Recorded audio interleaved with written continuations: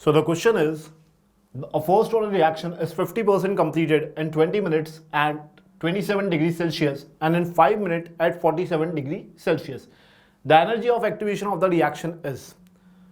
So activation energy of the reaction we have to calculate, and a first order reaction is 50% completed. 50% completed in 20 minutes. That means the value of T half is given as 20 minutes at 300 Kelvin and at 320 Kelvin is given as a 5 minute.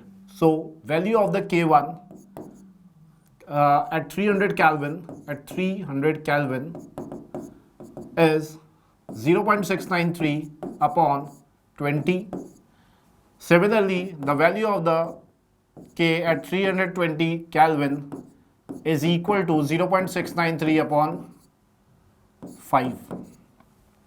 So the formula is ln of K2 upon K1 is equals to EA upon R 1 upon T1 minus of 1 upon T2. This we can write it as a further, that is EA will be equal to this 2.303 R T1 T2 divided by the T2 minus of T1 log of K2 upon K1. So the value of the 2.303 R, that is, it is 8.314. The temperature value T1 and T2, that is 300 Kelvin and the 300 Kelvin and the 320 Kelvin. So it is, we can write it here.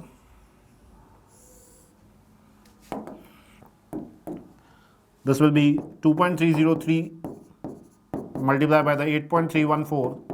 T1 value is 300, T2 value is 320 divided by T2 minus of T1. T2 minus of T1, that is the difference of the temperature, is 20, and log of K2 upon K1, that is, when we divide this value, we'll get a log 4, and the final expression value is required in the kilojoule per mole.